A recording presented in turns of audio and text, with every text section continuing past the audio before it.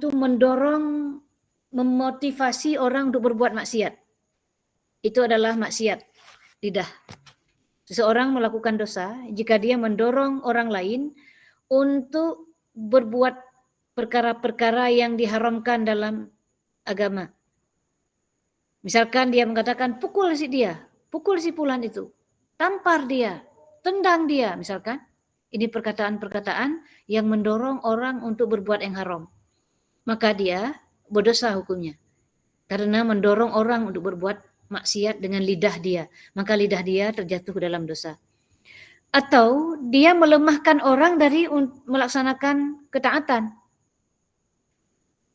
Seperti misalkan melemahkan orang untuk berbuat taat, melemahkan orang untuk berbuat kewajiban. Dia berkata misalkan, nggak usah sholat sekarang, nanti aja, qadha aja nanti, tak apa-apa. Nah ini melemahkan orang untuk melakukan kewajiban. Ini dosa. Tadi dosa, ini juga dosa. Mendorong orang untuk berbuat haram, mendorong orang untuk berbuat maksiat dengan lidah dia berdosa. Atau melarang orang untuk berbuat yang wajib. Jangan lakukan itu, tidak usah itu, nggak usah. Ini terlalu, misalkan, nggak usah terlalu taat lah. Ada malah bahkan perkataan-perkataan seperti itu, ini melemahkan orang dari berbuat kewajiban. Akhirnya gara-gara dia, orang meninggalkan untuk melakukan kewajiban. Makanya hati-hati memilih teman. Biasanya teman-teman yang nggak benar itu mengajak orang untuk melakukan keharaman, melakukan perkara-perkara yang diharamkan dalam agama, dan melemahkan orang untuk berbuat kewajiban, untuk meninggalkan kewajiban, bahkan didorong untuk meninggalkan kewajiban. Nanti ajalah sholat, gitu. Sholat itu yang kedua katanya. Dia memain-mainkan, dia membuat perkataan-perkataan yang itu sakral atau syiar-syiar agama, dia lemahkan orang untuk berbuat ketaatan tersebut, gitu. Itu adalah termasuk dosa lidah. Hati-hati. Hati-hati, tidak termasuk kita orang yang melemahkan orang lain dari berbuat taat. Justru kita mendorong orang lain untuk taat, untuk sholat sekarang aja gitu. Nanti aja kata, oh nggak boleh kata. Bahkan kita yang melarangnya, bukan bahkan kita yang mengajak orang untuk meninggalkan kewajiban. Atau mendorong orang untuk melakukan yang dosa. Gitu. Nah, makanya kalau kita memilih teman itu harus pintar memilih teman. Pilih teman yang mengajak kita kepada ketaatan dan kita sendiri. Jangan sampai lidah kita melakukan maksiat kepada Allah dengan mendorong orang berbuat maksiat. Begitu.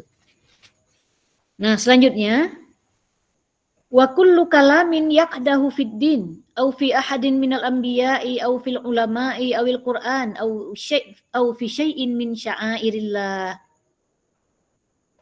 Atau termasuk maksiat lidah adalah setiap perkataan yang mencela agama. Setiap perkataan yang mencela agama. Misalkan ada orang mengatakan belajar agama itu bikin rumit gitu, ribet belajar agama. Ini orang telah mencela agama. Bahkan ini perkataan bisa mengeluarkan seseorang dari Islam. Na'udzubillah wal iyadzubillah. Semoga Allah menjaga kita dari perkataan-perkataan kufur semacam ini. Ilmu agama itu kewajiban kepada setiap individu muslim adalah belajar ilmu agama. Seseorang itu melecehkan hukum-hukum agama, melecehkan agama dengan mencela seperti dia bilang misalkan ilmu agama ribet, bikin rumit gitu. Atau ada orang kalau di kita ini sering menggunakan kata-kata yang pantun tapi pantun jelek gitu, pantun yang berisi maksiat yang maknanya jika banyak tahu ilmu kitab bikin kita, kalau dalam bahasa Aceh itu menyata tepe ilmu kitab tu pekap han mutu merasa. Ini yang luar pasti nggak paham kata-kata ini. Kata mereka ini perkataan yang nggak boleh gitu ya. Menyata tepe ilmu kitab tu pekap han mutu merasa. Apa maknanya? Jika orang itu mengetahui ilmu kitab, katanya, Kalau diartikan apa adanya nggak dapat maknanya ini memang. Artinya maknanya dia mengatakan bahwa jika kita banyak tahu tentang ilmu dalam kitab, itu membatasi kita untuk melakukan sesuatu. Itu maknanya. Termasuk tidak bisa ada kelapa orang, nggak bisa diambil. Karena kenapa? Karena dia dibatasi oleh hukum-hukum. Gitu. Jadi sehingga dia menghindarkan diri untuk belajar ilmu agama. Gitu. Memperumit katanya agama ini. Nah, orang seperti ini hati-hati. Orang seperti ini bisa menyebabkan dia keluar dari Islam gara-gara melecehkan agama pada hal ini, pada ilmu agama. Ilmu agama itu agung. Dalam Al-Quran, dalam hadis, bagaimana isyarat tentang pentingnya agama, pentingnya ilmu agama. Itu sehingga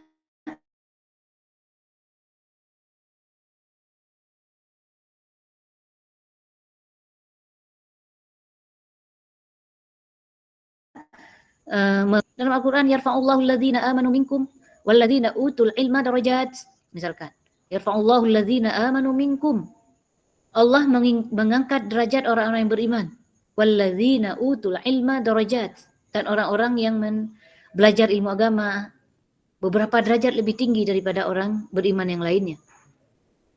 Gitu. Nah, kemudian juga ayyuhan nas ta'allamu, Rasulullah bersabda, wahai para manusia belajarlah, karena sesungguhnya fa innamal ilmu bita'allum, karena sesungguhnya ilmu diperoleh dengan cara belajar pada guru. Bukan dengan Google tadi, bukan dengan baca-baca sendiri. Belajar. Didorong kita untuk belajar karena agungnya nilai ilmu agama ini. Karena agungnya agama. Maka jika ada orang melecehkan dari sisi ini, dia keluar dari Islam. Atau dia melecehkan salah seorang nabi. Melecehkan boleh Nabi Ibrahim atau nabi-nabi yang lain, nabi yang sudah nabi dan rasul yang itu kita mengenal ada 25 nabi, tapi sesungguhnya nabi dan rasul itu banyak gitu kan, yang kita kenal misalkan dilecehkan seorang nabi, sebagaimana orang yang berkata bahwa Nabi Yusuf kan manusia biasa katanya. Nabi Yusuf juga ketika Zulaikha memaksa Nabi Yusuf sebagai manusia biasa katanya juga tertarik, juga ingin melakukan itu sebenarnya. Kalau tidak dapat petunjuk dari Allah, na'udzubillah. Ini perkataan-perkataan kufur. Seorang nabi tidak berhasrat ingin berzina dengan orang perempuan, tidak. Seorang nabi itu tidak melihat, bahkan tidak melihat perempuan yang ajnabi dengan pandangan syahwat selain daripada istrinya, tidak. Seorang nabi tidak demikian. Adapun Nabi Yusuf ketika dipaksa oleh Zulaikha, ditarik ke dalam kamar, Nabi Yusuf mendorong, ingin menyelamatkan diri, mendorong, jangan seperti itu. Lalu datang petunjuk dari Allah untuk tidak mendorong dari belakang, tapi balik arah. Maka ketika sobek baju Nabi Yusuf dari belakang, ini menjadi bukti bahwa beliau sesungguhnya tidak berhasrat ingin melakukan zina, tidak. Tidak mungkin seorang nabi punya keinginan untuk melakukan zina. Tidak, karena nabi terjaga. Nabi itu terjaga dari dosa kecil yang merendahkan jiwa, dari dosa besar itu terjaga nabi. Nggak mungkin itu terjadi pada seorang nabi. Jadi kalau berbunyi ayat itu bahwa hammat bihi pada ayat, memang Zulaikha itu hammat bihi. Zulaikha itu memang senang sama Nabi Yusuf. Hamma biha itu bukan berarti Nabi Yusuf juga senang pada Zulaikha, tidak. Tapi ketika hamma biha pada Nabi Yusuf, sungguh Nabi Yusuf akan mendorong dari depan. Laula an ra'a burhana rabbi. Seandainya tidak datang petunjuk dari Allah, sungguh Nabi Yusuf akan terjadi dorong-mendorong itu dari depan. Maka karena datang petunjuk dari Allah, berbalik arah untuk lari gitu. Maka ini hammat bihi hamma biha ini dua kata yang sama berbeda makna. Satu kepada Zulaikha, satu kepada Nabi Yusuf. Ini namanya dalam balaghah itu musyakalah. Musyakalah itu dua kata yang sama akan terjadi perbedaan makna tergantung kepada siapa. Kalau tadi hammat bihi, memang Zulaikha suka pada Nabi Yusuf. Hamma biha, bukan berarti Nabi Yusuf juga suka pada Zulaikha. Tapi Nabi Yusuf ingin mendorong Zulaikha dari depan. Hamma itu yang dimaksud kepada Nabi Yusuf, mendorong dari depan. Karena ini musyakalah. Seperti wa makaru wa makarallah, bukan berarti yang makar itu, mohon maaf saya lupa ayatnya bunyinya. Intinya yang makar kepada manusia dan makar satu lagi kepada Allah bukan berarti Allah berbuat makar. Makna makarnya di sini adalah yang kepada Allah adalah sungguh balasan Allah itu cepat. Jadi makanya kita perlu belajar ilmu agama. Kalau kita tidak belajar ilmu agama tanpa kita sadari kita merusak agama. Karena sekarang ini permainan merusak agama itu lewat ayat Al-Quran. Lewat hadis, merusak agama. Siapa? Mereka yang tidak belajar pada guru. Sehingga mereka mengartikan Al-Quran apa adanya. Mereka tidak paham tentang ayat mutasyabihat, tidak paham ayat muhkamat, tidak paham musyakalah, tidak paham banyak dalam balaghah itu ada istifham ingkari misalkan. Sebagaimana Nabi Ibrahim pernah dituduh itu, Nabi Ibrahim katanya mencari Tuhan. Ini akibat apa seperti ini? Ini akibat orang yang tidak paham Al-Quran, tidak belajar pada guru. Ada yang namanya istifham ingkari. Ketika ketika Nabi Ibrahim misalkan berkata, "Hadza Rabbi," bukan berarti beliau mengatakan ini Tuhanku dengan sebuah pernyataan keyakinan, bukan. Tapi beliau sedang mengingkari. "Hadza Rabbi kama taz'umun," itu maknanya. Hadza Rabbi dalam ayat Al-Quran maknanya adalah ahadza Rabbi kama tas'umun. Ini Tuhanku yang kalian anggap. Itu bukan berarti Nabi Ibrahim sedang memproklamirkan ini Tuhanku, bukan begitu. Tapi tatkala tampak matahari beliau berkata, ini Tuhan, begitu. Tatkala tampak bulan, kalian pikir ini Tuhan? Kan ada ayat berikutnya, inilah uhibbul afilin. Coba kita lihat berapa jauh agama kita digeser untuk memfitnah Nabi. Inilah cerita-cerita Israiliyat. Inilah cerita-cerita bohong yang dinisbatkan kepada Nabi. Dikatakan Nabi mencari Tuhan. Nabi Ibrahim katanya mencari Tuhan. Seorang Nabi saja mencari Tuhan katanya. Tidak. Allah telah memberikan kepada para Nabi itu memahami tentang mengenal Allah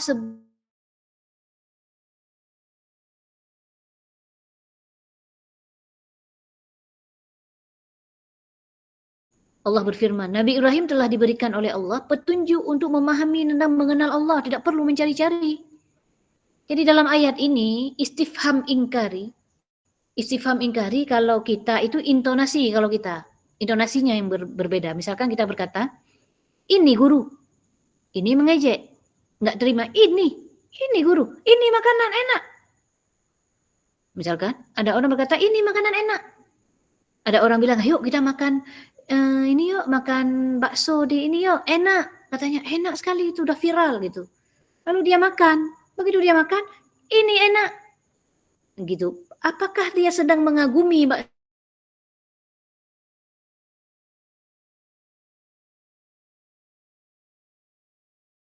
enak? Tapi kalau ada orang berkata, ini bakso enak. Nah, ini dia mengatakan memang ini bakso paling enak ini. Gitu maknanya.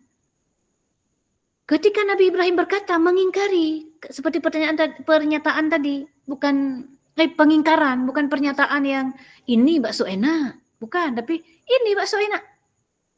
Gitu. Jadi pengingkaran itu istifham ingkari, mengingkari, bukan meyakini.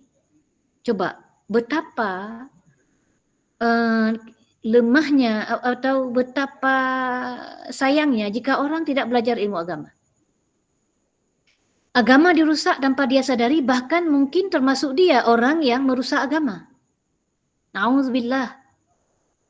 Orang yang tidak belajar ilmu agama sangat disayangkan. Mereka berpikir Nabi Ibrahim mencari Tuhan. Padahal Nabi Ibrahim mengingkari Tuhan matahari yang disembah oleh mereka, bulan yang disembah oleh mereka. Beliau mengingkarinya. Para nabi tidak pernah terjatuh dalam kekufuran. Terjaga para nabi dari kekufuran, dari dosa besar terjaga, dari dosa kecil terjaga. Yang dosa kecil itu merendahkan jiwa. berzina. Enggak mungkin seorang Nabi itu berzina. Maka Nabi Yusuf tidak berhasrat ingin berzina. Nabi Ibrahim tidak mencari Tuhan. Nabi Ayub tidak sakit yang yang menjijikkan, penyakit yang berulat menjijikkan, tidak, pada Nabi itu tidak ada seperti itu. Gitu. Nabi Ibrahim juga tidak pernah berbohong. Hati-hati. Inilah pokok agama kita. Kenali Allah, kenali Nabi. Kalau bab ini enggak beres, maka enggak bisa dijawab pertanyaan dalam kuburan, walaupun dia pintar bahasa Arab. Enggak bisa dijawab dalam kuburan. Karena kenapa? Karena enggak kenal Tuhan, enggak kenal Nabi. Maka diminta kepada kita untuk melaksanakan kewajiban kita mencari ilmu agama, agar tidak termasuk kita orang yang melecehkan agama tanpa disadari. Itu. Jadi, melecehkan seorang nabi jatuh ke dalam kekufuran. Kalau tidak dipelajari, boleh jadi untuk canda-candaan orang akan melecehkan nabi. Ada orang berkata kepada Nabi Adam, katanya, pakai bahasa Aceh agak rendahkan nabi. Dibilang yang maknanya adalah Nabi Adam kala itu ketika diciptakan oleh Allah, Hawa, ketika Hawa itu diciptakan, Nabi Adam katanya sudah enggak bersabar, katanya langsung ingin istilahnya langsung ingin dimakan Hawa, katanya begitu. Na'udzubillah. Mereka mengatakan dengan bahasa Aceh, katanya mau dirungkom, itu bahasa Aceh. Na'udzubillah. Untuk memperindah omongan kita, untuk ceramah itu menarik orang, kadang-kadang dia membawa melecehkan Nabi tanpa dia sadari. Nabi Adam enggak seperti itu. Nabi Adam dan seluruh para nabi tidak terjatuh ke dalam kekufuran, tidak dalam dosa besar, tidak dalam dosa kecil yang merendahkan jiwa. Kecuali dosa kecil yang tidak merendahkan jiwa. Kalau zina merendahkan jiwa, mencuri merendahkan jiwa, itu enggak mungkin terjadi pada seorang nabi. Nabi itu agung, nabi itu mulia. Tidak boleh kita melecehkan. Derajat Nabi itu tinggi. Nabi itu manusia pilihan, tidak bisa dicapai oleh selain para Nabi itu. Selain yang ditentukan oleh Allah tidak bisa dicapai. Yang bisa dicapai oleh manusia adalah wali. Wali pun nggak bisa dilecehkan, jangankan Nabi. Kita melihat hari ini, banyak orang, na'udzubillah, apalagi sebagian memang ingin melecehkan agama, memang ada maksud ingin merendahkan agama Islam, dia melecehkan para nabi dengan menafsirkan ayat Al-Quran suka-suka hati. Tadi kita lihat pada ayat Al-Quran. Dia main pada ayat Al-Quran. Juga tentang Nabi Daud. Nabi Daud itu dikatakan oleh mereka suka pada perempuan. Kata mereka, Nabi Daud itu katanya, cobaan Nabi Daud itu pada perempuan katanya. Sehingga Nabi Daud suatu waktu pernah dicoba dengan burung yang sangat indah katanya. Dilihat oleh Nabi Daud, burung itu indah sekali. Lalu burung itu terbang menuju ke sungai. Sampai di sungai dilihat oleh Nabi Daud, ada perempuan yang sedang mandi. Perempuan itu cantik sekali katanya. Nabi Daud bertanya kepada pengawalnya, siapa perempuan itu? Dibilang perempuan itu adalah istri Panglima Pulan. Lalu katanya Nabi Daud mengutus suami si perempuan ini ke medan perang yang kira-kira enggak akan menang, supaya mati suami perempuan ini, supaya dia bisa menikahi perempuan ini, katanya. Na'udzubillah. Sekeji itu tuduhan kepada Nabi. Bahkan ada katanya grup musik itu yang membuat musik Sting katanya dari Amerika, itu isinya itu melecehkan Nabi Daud. Katanya Nabi Daud itu suka pada perempuan. Mereka mengatakan sudah 99 istri, ingin menggenapkan menjadi 100. Dalam ayat Na'jah, memang ada dalam ayat, Nabi Daud itu mendengar penjelasan dari dua orang, yang satu punya 99 kambing, yang satu punya 1 kambing. Yang 1 kambing ini mengakui yang 1 kambing ini milik dia, yang 99 mengatakan yang 1 itu milik dia untuk menggenapkan menjadi 100. Nabi Daud diberi petunjuk oleh Allah untuk mendengar dua belah pihak, tidak mendengar satu pihak. Bisa dimainkan dari ayat ini bahwa Nabi Daud suka pada perempuan. Coba, karena Na'jah memang. Mereka orang Yahudi itu mempelajari Al-Quran untuk menjatuhkan agama. Karena kata-kata Na'jah dalam ayat Al-Quran bisa bermakna perempuan dan bisa bermakna kambing. Dia bermain di sini. Diartikan perempuan kepada Nabi, kepada untuk melecehkan Nabi Daud. Na'udzubillah. Makanya lagi-lagi ayat Al-Quran itu bukan kita baca sendiri lalu kita lihat terjemahannya, bukan itu. Lalu kita buka Al-Quran sebagian, na'udzubillah, dia buka Al-Quran, dia baca terjemahannya lalu dibuat pengajian kepada orang-orang padahal dia nggak paham tentang ayat itu. Na'udzubillah. Dalam ayat mereka bermain. Yahudi pintar, dia bermain dalam ayat-ayat kita. Ya Allah, saya kalau melihat Yahudi pinternya bermain, halus sekali sampai-sampai mereka bahasa-bahasa agama itu dibuat, dipermainkan sehingga orang awam mendengarkan seolah-olah mereka orang yang paham agama gitu. Ternyata dia permainkan ayat itu. Luar biasa, liberal hari ini itu di belakangnya Yahudi itu. Itu seperti itu. Jadi hati-hati dengan menerjemahkan Al-Quran tanpa ilmu. Barang siapa dalam hadis yang maknanya, barang siapa yang menerjemahkan ayat Al-Quran tanpa ilmu kebetulan benar, tetap dia berdosa, tetap salah walaupun benar tetap berdosa. Coba dengan pikiran dia. Jadi harus pada guru. Itu. Tidak boleh menerjemahkan Al-Quran sendiri. Pada ayat Al-Quran inilah si orang-orang si Yahudi tadi bermain untuk menjatuhkan agama kita, untuk menjatuhkan para nabi. Oke, kemudian juga setiap perkataan yang melecehkan para ulama, mencela ulama, misalkan katanya ulama itu bikin memperumit agama aja. Nah, ini termasuk melecehkan ulama. Ulama warathatul anbiya. Para ulama itu pewaris Nabi. Ulama itu tinggi, agung para ulama itu. Yang hari ini para ulama lah yang ingin dikacaukan, istilah ulamanya ingin dikacaukan oleh orang luar. Nah, istilah ulama ingin dikacaukan oleh orang luar supaya kita tidak merujuk kepada para ulama. Sangat halus permainannya. Ini bukan permainan baru sesungguhnya. Saya itu sekitar 15 tahun yang lalu sudah pernah dibawa ke Australia. Sampai di sana ngapain? Atas nama kita ulama perempuan. Sampai di sana yang pertama dibahas tentang terminologi ulama. Mereka ingin mengatakan ulama itu bukan ahli agama. Istilah ulama itu luas. Ahli musik, jadi sehingga ditulis buku di sana oleh orang Indonesia yang liberal. Roma Irama ulama dibilang. Siapa lagi? Disebut pokoknya ahli-ahli. Kalau ada ahli kedokteran itu ulama juga katanya. Memang itu dalam bahasa Arab disebut ulama at-tib misalkan. Mereka itu ahli kedokteran, betul. Tapi tidak ulama yang dimaksud dalam Al-Quran, innama yakhsyallaha min ibadihil ulama. Hanya saja yang takut kepada Allah dari hambanya adalah ulama. Ini ulama bukan ulama ahli kedokteran tadi. Ini ulama bukan ahli musik tadi yang dimaksud dalam Al-Quran. Ini ulama juga bukan ahli-ahli yang lain. Yang dimaksud dalam Al-Quran adalah khusus ulama Islam. Khusus ulama Islam. Innama yakhsyallaha min ibadihil ulama. Innama ini lil hasar. Bunyinya ini adalah dibatasi. Hanya saja ulama. Al ulama lagi. Bukan ulama bebas yang nakirah yang banyak. Ulama apapun enggak. Ini khusus ulama Islam. Yang paham ilmu agama. Bersanad ilmunya sampai ke Rasulullah.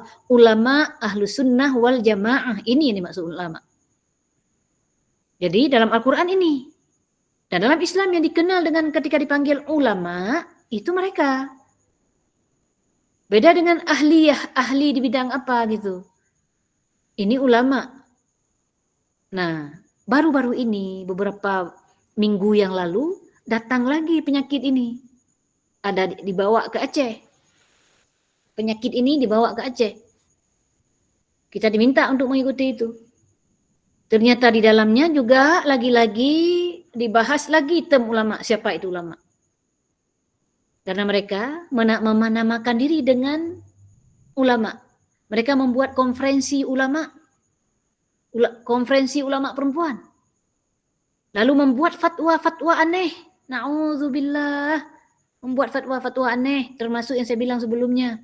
Mereka mengatakan khitan bagi perempuan itu haram, itu putusan mereka langsung. Padahal Imam Syafi'i mewajibkan.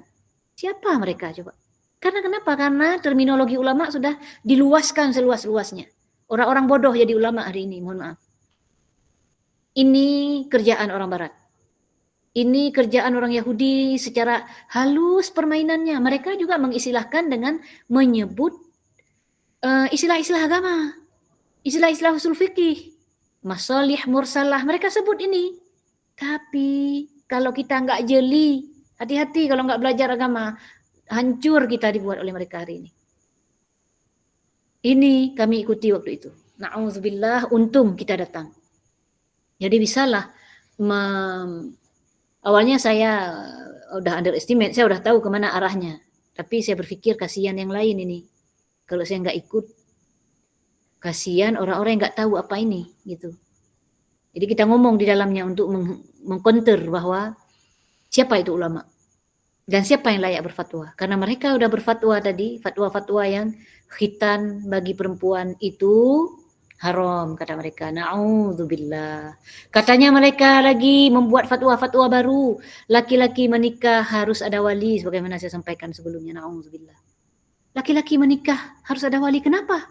Gara-gara ada seorang laki-laki yang, mohon maaf, laki-laki yang hanya jelas loh saja.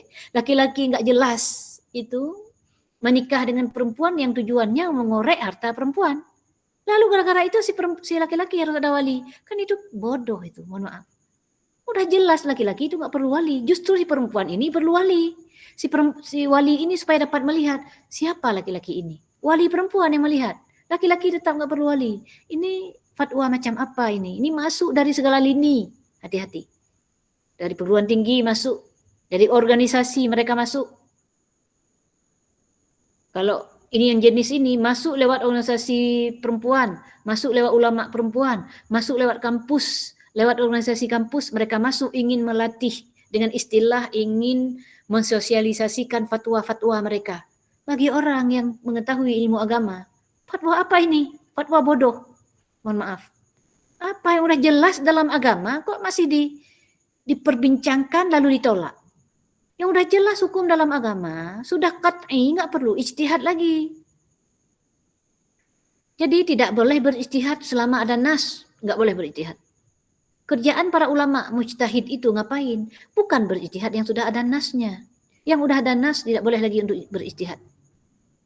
Yang sudah jelas nas, tidak ada lagi peluang untuk ijtihad. Yang belum ada nas, itu berijtihad mereka mengkiaskan hukum. Bukan membuat hukum baru yang gak jelas. Seperti itu. Aduh, saya geram lah melihat waktu itu. Kasihan ini umat ini kalau gak belajar ilmu agama. Dibodohi. Dengan istilah agama mereka memasukkan liberalisme.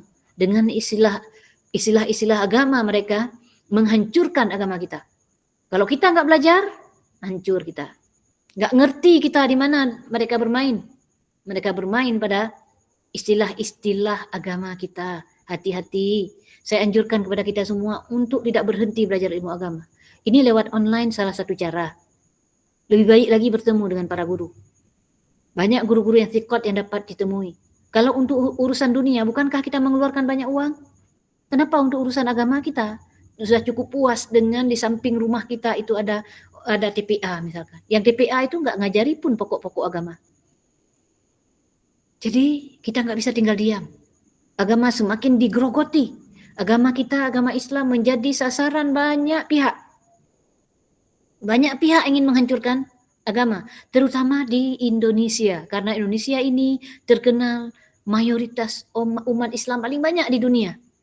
Sehingga hari ini banyak sekali kepentingan dari luar itu masuk ke sini untuk menghancurkan agama Islam dari dalam. Cara menghancurkan dari dalam. Dari organisasi Islam, dia menghancurkan agama Islam. Hati-hati sekali, hati-hati. Saya sangat khawatir dengan anak muda sekarang yang nggak peduli dengan agama. Memang agama tidak akan rugi dengan dia itu nggak peduli pada agama. Tapi dia merugi ketika dia tidak belajar ilmu agama. Karena hidup dia bukan hanya di dunia, hidup dia masih panjang di akhirat. Masih panjang. Jangan abaikan ilmu agama ini. Udah diobrak-abrik agama ini. Berbeda antara Indonesia dengan Malaysia. Di Indonesia ini Ahlus Sunnah wal Jamaah habis-habisan dihancurkan lewat organisasi. Lewat nama organisasi Islam dia masuk. Oleh orientalis di dalamnya meneliti. Kita beri data-data dari Indonesia ini banyak. Ke Malaysia aja kita, Malaysia nggak separah kita. Walaupun ada terjadi aliran-aliran yang menyimpang, tapi tidak separah Indonesia. Memang mereka yang menjadi sasaran adalah Indonesia. Untuk dimurtadkan, untuk dilemahkan imannya. Kita tidak sadar. Banyak orang hanya demi uang, sedikit uang dibayar, langsung iya sebagaimana kata mereka. Na'udzubillah, hari ini begitu mudah mereka menjual agama dengan rupiah yang tidak seberapa. Berapa sih? Miliaran sekalipun tidak ada maknanya jika kita menjual agama. Hidup kita masih panjang. Miliaran sekalipun. Jangan kita jual agama ini. Gitu. Makanya tadi apapun profesi kita wajib hukumnya belajar ilmu agama. Enggak hebat kita kalau enggak belajar ilmu agama. Enggak keren gitu. Enggak keren kita kalau enggak belajar ilmu agama. Apapun profesi. Dokter, insinyur, guru apalagi. Itu sangat-sangat dibutuhkan dan wajib. Enggak dilakukan, dosa dia. Seumur hidup dia dosa. Karena perusakan agama dia masuk dari kurikulum. Dari organisasi tadi. Mereka itu sudah lama bekerja, ini hasil sudah dapat hari ini. Sudah lama pekerjaan ini mereka lakukan dengan sangat sistematis untuk menghancurkan Islam. Maka orang Islam hati-hati. Oke, lanjut. Dan juga perkataan yang mencela Al-Quran atau salah satu syiar-syiar agama. Mencela Al-Quran termasuk misalkan melecehkan hukum-hukum Al-Quran atau misalkan seperti orang yang mendustakan sebagian isi Al-Quran. Tadi contoh. Ada dalam Al-Quran misalkan fankihu ma tabalakum minan nisa mathna wa thulatha wa ruba'. Itu dalam ayat Al-Quran bahwa laki-laki itu boleh menikahi perempuan 2, 3 atau 4 sebatas itu. Ini bukan sunnah, jangan dipahami ini anjuran ya, tidak. Bukan sunnah ini. Boleh, hukumnya boleh. Jika mereka melakukan boleh, tidak berdosa bagi laki-laki nikah lebih dari 1. Namun sebagian orang menolak hukum ini yang bahaya. Ini orang-orang yang gender tadi, yang ala za'mihim mereka ulama perempuan, na'udzubillah, tapi mereka itu mendustakan Al-Quran. Hukum dalam agama ini ada. Tapi jangan kita ketika kita nggak setuju suami menikah lebih dari 1 atau laki-laki atau suami dia nggak setuju suaminya menikah lebih dari 1. Jangan tentang Al-Quran. Jangan Al-Quran yang jadi sasaran. Jangan ingin merubah hukum Islam. Jangan ingin merubah hukum dibolehkan ini. Ini boleh. Hukum dalam Al-Quran tetap hukum. Tidak boleh kita melecehkan hukum. Kalau nggak mau, urusan sendiri, buat sendiri kesepakatan dengan, ya jangan agama yang dijadikan sasaran. Gitu. Jadi tidak boleh mencela Al-Quran. Dengan hukum-hukumnya, Masya Allah, Al-Quran ini agung. Dari pencipta kita, Allah. Ini, jadi, jangan kita melecehkan Al-Quran. Itu ya, jangan, tidak boleh. Jadi kalau hukum dalam Al-Quran kita sami'na wa ata'na. Kalau belum ketahui, dipelajari, jangan artikan suka-suka hati. Jangan menolak hukum Al-Quran gara-gara tidak sesuai dengan dia. Beriman kepada sebahagian Al-Quran, lalu mendustakan sebahagian karena nggak sesuai dengan nafsu dia. Ini orang nggak jelas ini. Kalau kita belum tahu hukumnya, jangan tolak. Teliti dulu, banyak ternyata hukum-hukum dalam Al-Quran setelah diteliti baru dapat jawaban. Ini belum diteliti udah ditolak duluan. Ilmiah macam apaan itu, gitu. Ataupun teliti atas nafsu dia. Teliti dulu, lalu setelah untuk membuktikan. Kalau kita belum dapat, mesti ada ini. Karena kenapa? Ini hukum dari Allah, gitu. Jangan tolak. Kemudian juga mendustakan, mencela syiar-syiar agama. Wudu misalkan nggak boleh dicela. Salat, masjid, Ka'bah itu syiar-syiar agama kita. Gitu ya. Nah, selanjutnya wa minha at-tasmiru. Di antara maksiat lidah adalah meniup seruling. Ini paling sering di sekolah-sekolah. Alhamdulillah kita punya sekolah sendiri ya. Di Aceh itu ada sekolah Thaqafah Islamiyah. Yang tinggal di Aceh, ayolah bilang sama saudara-saudaranya, karena kenapa? Kurikulum di Madrasah Thaqafah Islamiyah ini benar-benar udah kita sortir. Yang bertentangan dengan syariat nggak pakai. Kita udah baca buku jauh sebelum mendirikan sekolah.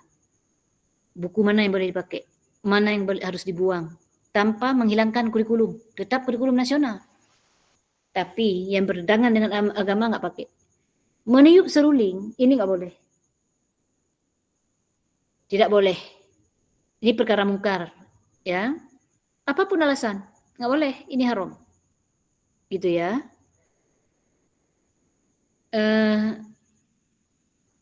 Itu meniup seruling. Kemudian wasukutu anil amri bil ma'rufi wan nahyi anil munkari bi ghairi udhrin. Termasuk maksiat lidah, diam dari melakukan amar ma'ruf dan nahi mungkar tanpa uzur. Tanpa uzur. Kita melihat kemungkaran wajib dicegah. Melihat kemungkaran wajib dicegah. Ya, ada orang sholat nggak menutup aurat dengan benar, dicegah, disampaikan. Ada orang perempuan membuka aurat, dicegah, disampaikan ini nggak boleh, ini nggak nutup aurat gitu. Batas nutup aurat itu sebatas apa? Itu disebut. Diajak orang untuk kepada yang ma'ruf, kemudian dicegah orang dari melakukan kemungkaran. Adapun yang dimaksud dengan uzur, jika dia melakukan misalkan membahayakan dirinya. Misalkan itu orang udah pegang pisau gitu misalkan. Kalau dia menerobos bisa mati dia misalkan. Ataupun misalkan dia sudah mencoba berulang-ulang kali menjelaskan itu orang lebih tua dari dia misalkan. Orang umurnya lebih tua, dia sampaikan bahwa nggak boleh, nggak puasa itu haram gitu misalkan. Puasa itu wajib, nggak puasa itu dosa gitu. Meninggalkan puasa itu dosa besar. Misalkan dia udah sampaikan pada keluarganya, pada orang yang lebih tinggi, lebih tua dari dia misalkan. Tidak dengar. Akhirnya dia itu memilih diam, tapi tidak meridhoi. Jadi kalau kita melihat kemungkaran itu wajib kita cegah. Jika kita mampu. Kita bukan pula hantam kromo, bukan pula kayak orang nggak tahu tempat gitu ya, nanti malah dilecehkan, nanti malah kita khawatirkan menimbulkan kemungkaran yang lebih. Jika kita tidak khawatir muncul kemungkaran yang lebih berat setelah kita cegah, itu boleh kita sampaikan. Tapi jika kita khawatir, kalau kita sampaikan akan muncul kemungkaran yang lebih karena dia melawan misalkan, maka itu mending kita diam kalau seperti itu. Adapun jika kita mampu, misalkan anak kita, saudara kita, mampu untuk kita sampaikan, sampaikan. Nggak boleh diam di situ. Harus dicegah kemungkaran. Mengajak orang untuk kepada yang ma'ruf, mencegah orang kepada yang mungkar, itu kewajiban. Jika dia diam, sementara dia melihat maksiat itu, dia berdosa. Apalagi ikut meridhoi dalam hatinya. Ialah menikmati akhirnya. Kita misalkan hadir ke sebuah majelis pernikahan, sekarang udah ikut-ikutan pakai biola misalkan, pakai alat-alat musik yang diharamkan, gitar. Kita kan nggak tahu diundang, lalu kita datang, ternyata di sana ada alat-alat musik yang diharamkan ini. Kita itu nggak boleh untuk menikmatinya. Wah kebetulan, nggak boleh. Ingkari di hati. Kita kan nggak mungkin mencegah acara milik orang, siapa kita? Kecuali itu orang dekat dengan kita. Kita bilang sebelumnya jangan ada seruling, jangan ada gitar ya, jangan ada biola, saksofon dan segala macam alat musik yang diharamkan, nggak usahlah kita gitu misalkan sebelum terjadi. Tapi ini ada kenduri orang, kita mau bilang ke siapa? Jangan nikmati, jangan malah meridhai, jangan ikut-ikutan lagi menyanyikan sebuah lagu. Waduh. Atau Malah ada request lagi, saya minta lagu ini ya. Masya Allah. Bahkan pengamen sekalipun jangan bayar kalau dia pakai gitar. Jangan kita ikut meridhoi kemungkaran. Enggak, dia minta bukan pelit, memang kita enggak mau meridhoi kemungkaran. Gitu. Jadi enggak boleh diam, tapi tentu saja ada metode-metodenya tadi. Jangan model hantam kromo, nanti malah kita dilihat aneh oleh orang. Dikit-dikit kayak orang, lihat waktu yang tepat untuk ngomong, lihat.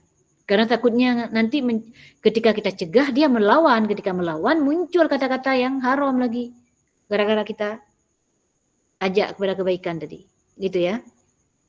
Jadi diam dari mungkar, mencegah kepada kemungkaran, dan diam dari mengajak orang kepada kebaikan dan mencegah orang daripada melakukan yang kemungkaran, itu adalah dosa. Selanjutnya waqatmul ilmil wajib. Termasuk dalam maksiat lidah adalah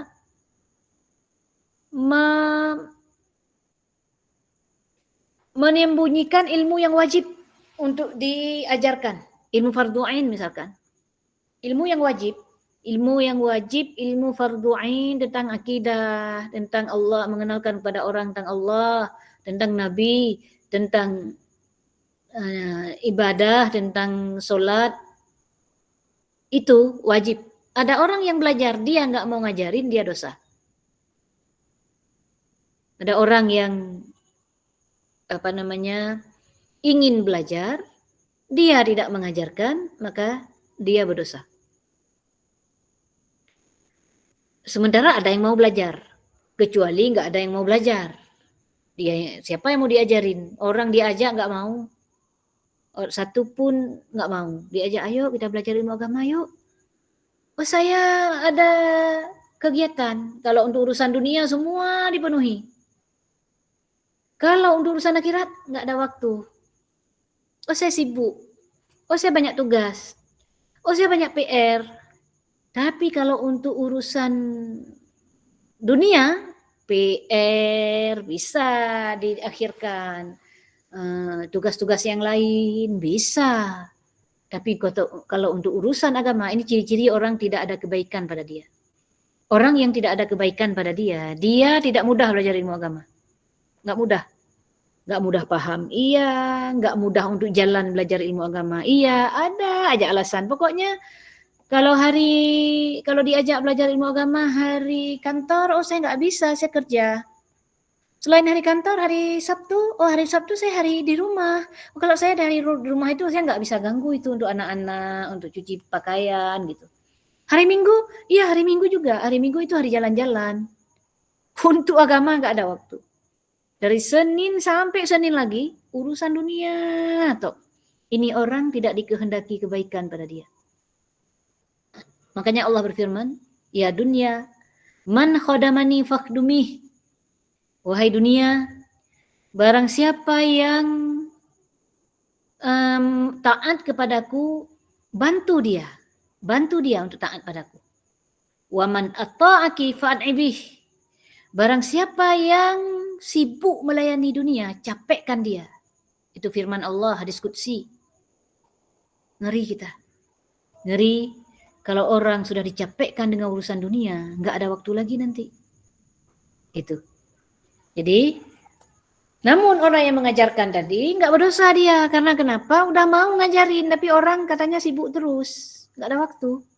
Gitu.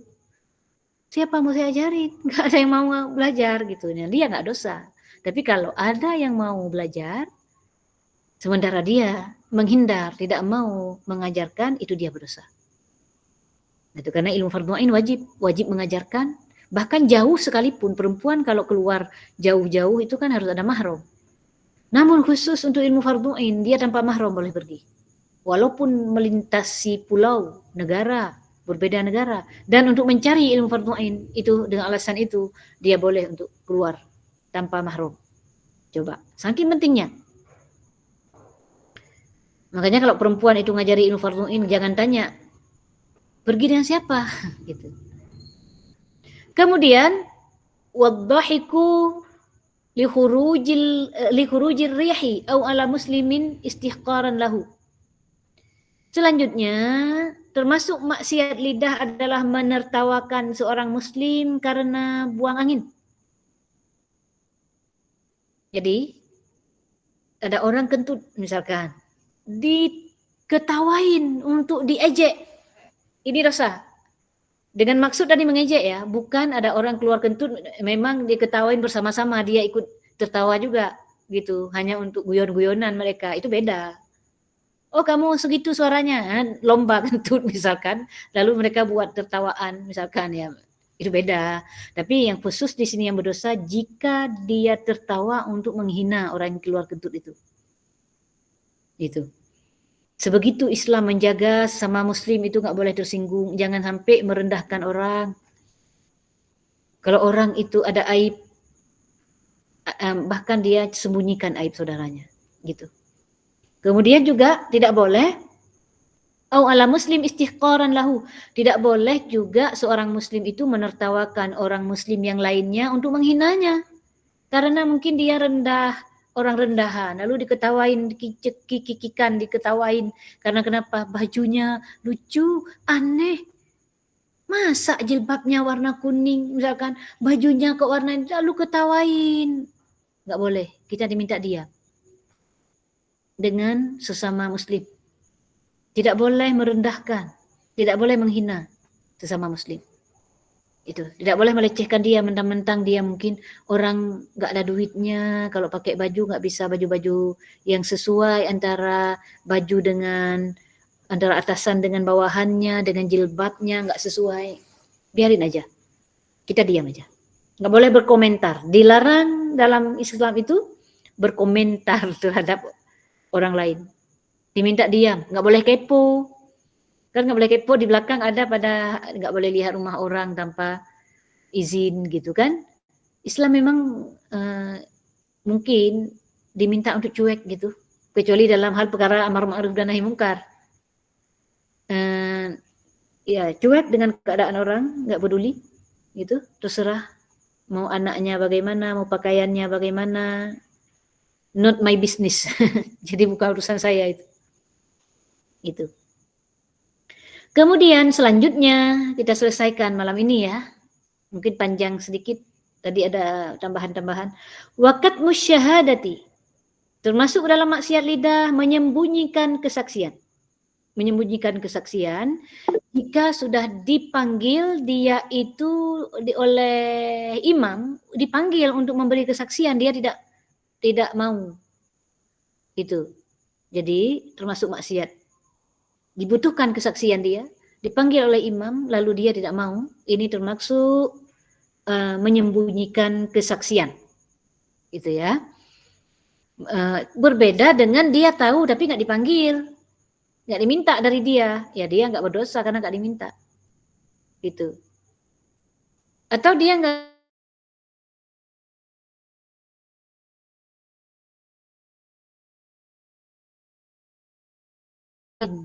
talak 3, nggak bisa balik lagi. Lalu karena udah talak bain dipaksa oleh suaminya untuk dia mau balik lagi katanya. Nah saksi ini boleh bersaksi tanpa diminta oleh imam, dia boleh mendatangi imam mengatakan si fulan ini begini-begini, gitu. Itu boleh. Karena kenapa? Karena untuk mencegah si laki-laki tadi untuk melakukan kemungkaran, kan nggak boleh lagi balik kalau dia udah talak 3. Salah sendiri siapa suruh talak 3 gitu kan? Nggak boleh balik lagi, gitu. Lalu dalam hal ini orang yang jika sudah mengetahuinya, laki-laki yang adil, orang adil, bukan laki-laki yang pelaku maksiat, bukan laki-laki yang nggak jelas misalkan. Kalau dia sudah melakukannya seperti itu, kalau dia mengetahui dengan persis, dia boleh menyampaikan kepada imam. Baik, kita lanjut lagi sedikit lagi ya. Watar kurat salam al-wajib alaika. Nah, termasuk maksiat lidah tidak menjawab salam yang wajib. Mana salam yang wajib? Nggak semua salam wajib dijawab. Salam yang wajib adalah salam seorang laki-laki mukallaf kepada laki-laki mukallaf. Kepada anak kecil artinya nggak wajib. Kepada orang gila apalagi. Laki-laki mukallaf kepada laki-laki mukallaf memberi salam, ini fardhu ain, ini wajib dia untuk menjawabnya. Perempuan kepada perempuan, satu perempuan kepada satu perempuan wajib untuk dijawab. Satu laki-laki kepada satu laki-laki wajib untuk dijawab.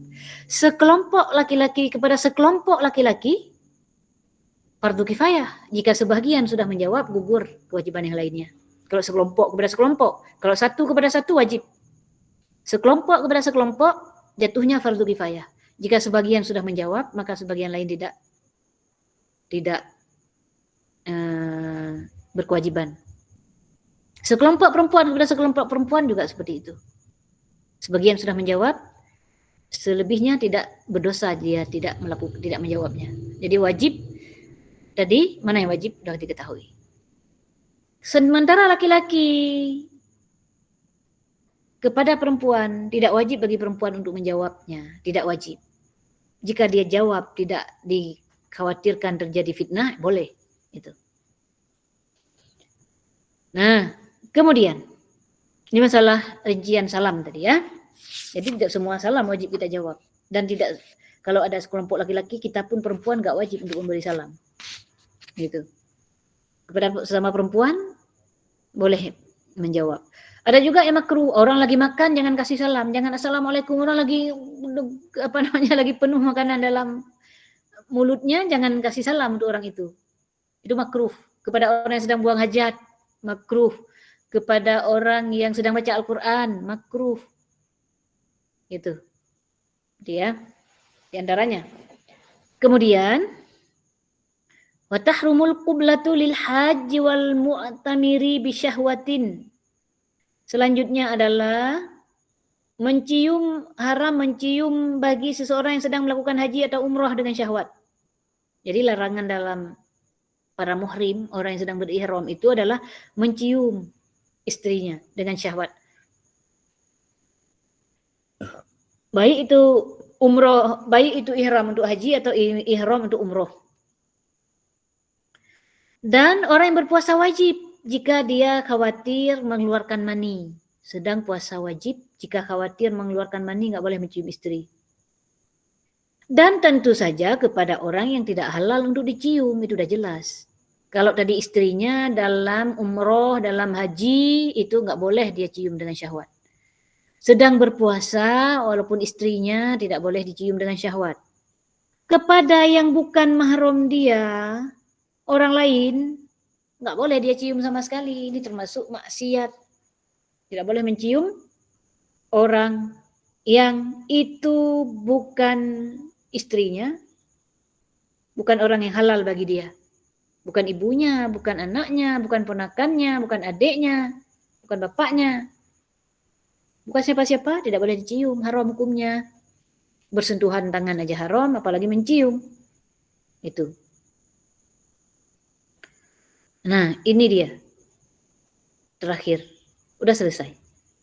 Jadi tadi selesai kita bahas haram mencium bagi orang yang haji umroh, puasa wajib, jika dikhawatirkan inzal, dikhawatirkan keluar mani, atau bagi orang yang tidak halal untuk dia cium.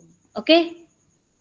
Inilah pembahasan terakhir dari maksiat lidah ini.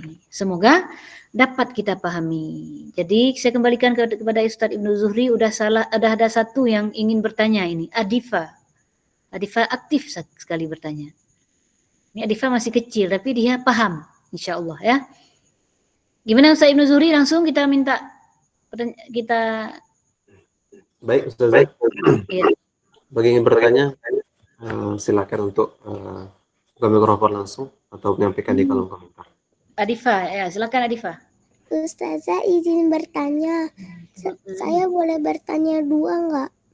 Boleh. Kalau Ustazah bisa jawab, kalau enggak ditunda, ya? Oke. Pertama, kalau misalnya orang lagi kesurupan, terus tiba-tiba bunuh orang itu hukumnya dia dosa apa enggak?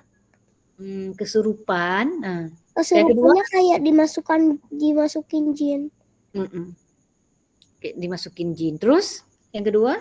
Yang kedua, kalau misalnya ada pengemis di jalanan, terus dia minta uang, tapi dia pakai pakai gitar. Terus kan di gitar kan kayak ada atasnya kan kayak ada pentungannya gitu. Terus kita mau dipentung. Lah itu gimana? Kita harus ngasih apa enggak? Oh gitu, dipaksa gitu ya? Iya.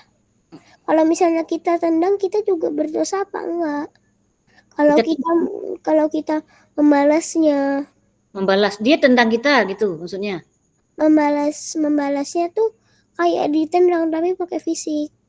Oh gitu, Masya. Misalnya memakai perkataan atau memakai fisik, Oh gitu. memakai apa gitu.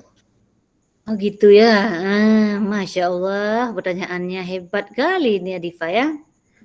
Yang pertama tadi tentang orang kesurupan. Orang kesurupan itu Ustazah nggak tahu bagaimana perinciannya. Karena kita tidak tahu kesadaran dia saat itu. Kalau benar-benar hilang akal seperti orang gila misalkan, ya nggak kena had, nggak kena hukum.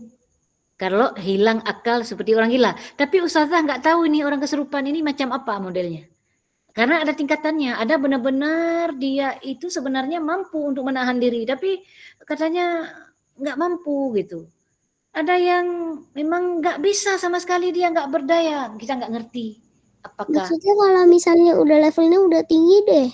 Kalau misalnya mamanya pakai diancem gitu, nggak tahu tiba-tiba. Padahal anaknya dulu baik banget, misalnya gitu. Ini yang gila tadi. Oh yang gila, yang kesurupan ya? Oh ya, yang kesurupan. Waduh, ini rinciannya ini Ustazah nggak tahu, yang lebih rinci nggak tahu Ustazah ya. Rincian bagaimana orang kesurupan. Tapi intinya kalau seseorang yang itu di luar kendali dia, itu beda hukumnya. Ya, benar-benar di luar di luar kehendak dia itu berbeda, ya. Ya. Ya. Yang kedua, orang yang tadi ngamen pakai gitar, lalu dipaksa misalkan. Dipaksa. Iya, dipaksa. Terus Dipaksa. Terus dipukulin gitu. Ya mau dipukulin terus kita harus balas kak kalau misalnya dipukulin. Kalau dipukulin harus balas apa enggak? Kita dalam agama kalau tidak membalas keburukan dengan keburukan dapat pahala. Gitu ya. Kalau misalnya diangkat enggak derajatnya? Iya, dapat pahala dia karena dia bersabar, dia tidak membalas keburukan dengan keburukan. Dapat pahala. Kalau membalas pun ada perincian cara membalas. Kalau perkataan dengan perkataan yang sama itu masih dibolehkan. Tapi kalau udah berlebihan dosa juga dia. Supaya dia pukul sedikit lalu kita balas dengan kuat. Ya itu juga nggak boleh gitu. Makanya mending jangan balas keburukan dengan keburukan. Ustazah, gitu ya. Boleh satu lagi nggak nambah? Apa lagi Diva? Kalau misalnya kita masuk rumah terus nggak ada orangnya, kita harus ngucapin salam apa enggak? Oh iya, masuk rumah walaupun tidak ada orang, kita tetap ucapkan salam. Di antara manfaatnya adalah supaya jin nggak bisa masuk ke rumah kita. Oke, makasih Ustazah. Sama-sama. Jadi semuanya jangan lupa ketika masuk rumah ucapkan salam. Kalau nggak kita ucapkan salam, jin yang di luar itu masuk, dia bilang malam ini ada tempat tidur. Gitu. Gara-gara kita masuk ke rumah tanpa ucapkan salam. Jin suka itu. Walaupun nggak ada orang, tetap assalamualaikum. Ada malaikat, ada jin kan, di jin Islam misalkan. Ya kita baca salam, jin yang jahat itu nggak bisa masuk ke dalam rumah kita dengan mengucapkan salam. Oke, lanjut kita. Siapa tadi? Udah raise hand siapa? Ada tadi siapa ya? Ada yang tunjuk tangan. Silakan yang mau tunjuk tangan, silakan bertanya langsung.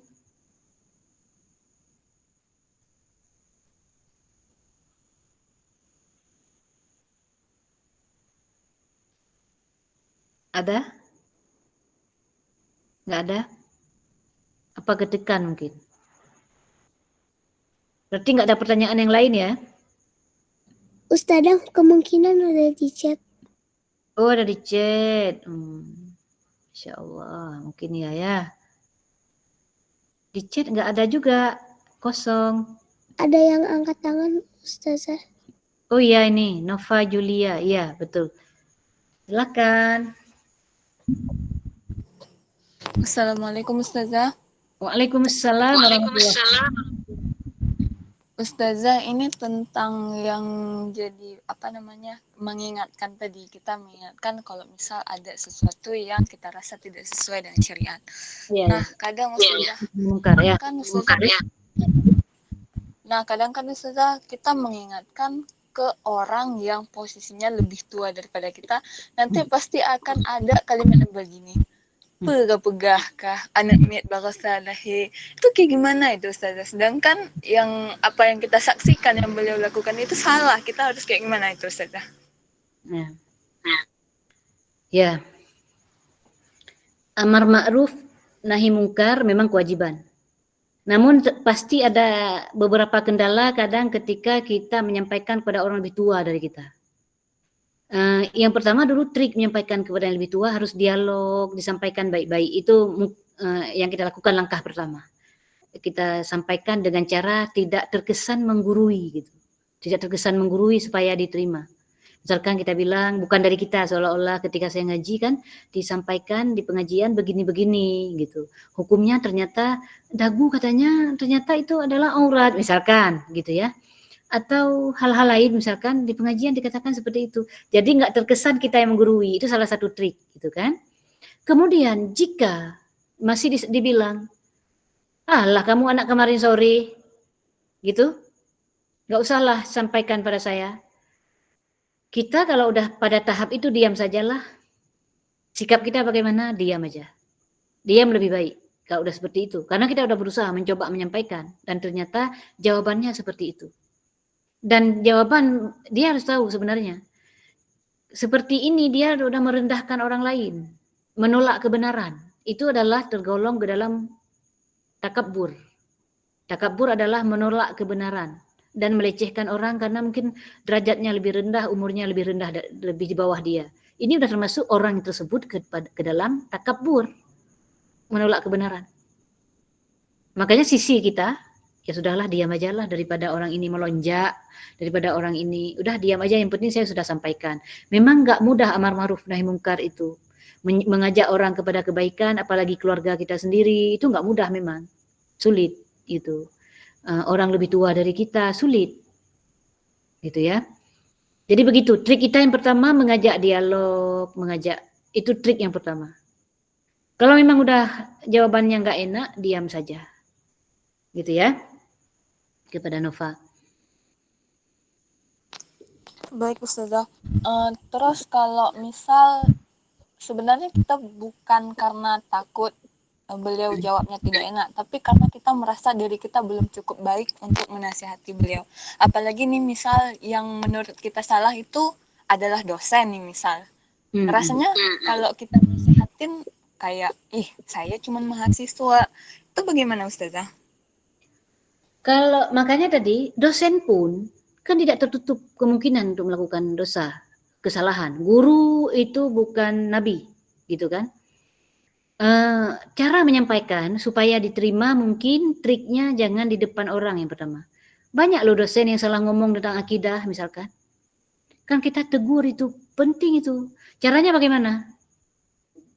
Tentu saja bukan dengan cara yang tidak bisa diterima. Misalkan di depan teman-teman dalam kelas, Pak, Bapak nggak bisa ngomong seperti itu. Apa nggak dianggap kita kurang etika? Atau Bu, Ibu ngomong apa? Misalkan seperti itu kan tidak beretika. Tapi dengan cara yang baik, dengan cara yang ma'ruf, dengan cara yang bijak, gitu kan? Caranya adalah apakah ketika keluar, ajak dialog, gitu. Kalau tidak bisa juga, kita di situ boleh diam. Karena kenapa? Dikhawatirkan terjadi kemungkaran lebih besar. Kita tahu dosen ini memang sudah keyakinannya udah nggak jelas. Percuma kalau kita bilang nanti dia akan semakin melonjak, semakin keluar kata-kata kufur nanti. Ini diam aja. Kalau seperti itu, boleh kita diam. Kita tidak semua kondisi wajib untuk amar ma'ruf nahi mungkar. Kalau kita tadi khawatir muncul kemungkaran yang lebih besar setelah kita ajak dia nanti, malah kita di situ nggak boleh, kita harus diam di situ. Karena apapun cerita, ego dosen nanti dia nggak mau diajari oleh mahasiswa. Siapa kamu nanti itu? Walaupun dia salah mungkin.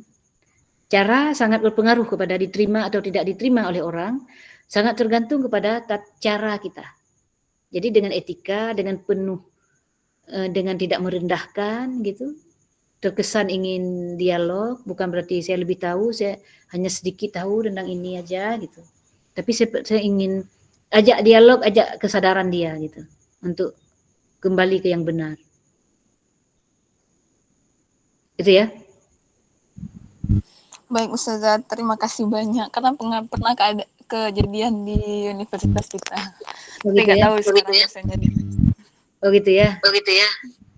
Halo, Ustazah. Terima kasih Ustazah, syukran katsiran. Ya, sama-sama. Ini di kolom komentar ada yang bertanya, izin bertanya bagaimana hukum menjawab salam orang yang memiliki keyakinan di luar Ahlus Sunnah wal Jamaah.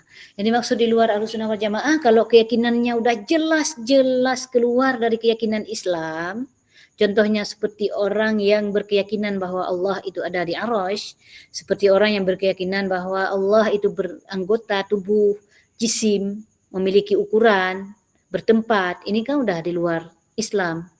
Kalau seperti itu ya jangan kita bilang di luar Ahlussunnah wal Jamaah, bahkan udah keluar dari Islam. Gitu ya. Jadi kalau orang non muslim memberi salam nggak boleh kita jawab. Itu. Gitu ya. Kalau keyakinannya keliru, berarti bukan Islam. Karena keyakinan Islam adalah Allah tidak serupa dengan makhluknya. Itu. Oke. Baiklah, saya rasa sudah cukup pertanyaannya ya. Dan tadi sudah banyak, ada beberapa pertanyaan sudah kita cover, pertanyaannya sudah kita jawab. Saya kembalikan kepada Ustadz Ibnu Zuhri. Baik, syukran Ustazah. Terima kasih banyak kita ucapkan kepada Ustazah Muflissah Falah. Alhamdulillah pada malam hari ini sudah memberikan materi kepada kita seputar penjelasan bagian akhir daripada bab maksiat lisan, di antara maksiat lidah. Alhamdulillah para peserta semua, malam hari ini kita sudah menuntaskan tentang bab maksiat lisan, di antara maksiat lidah. Pada minggu berikutnya insyaallah kita akan mengkaji tentang pasal pembahasan di antara maksiat di telinga. Yang mana itu semua kita tak lupa karena izin Allah Subhanahu wa taala. Maka dari itu kita berdoa kepada Allah agar diberikan keistiqomahan dalam belajar dan diberikan kesempatan lagi untuk menuntut ilmu agama meskipun kita melalui jalur online seperti ini. Alhamdulillah.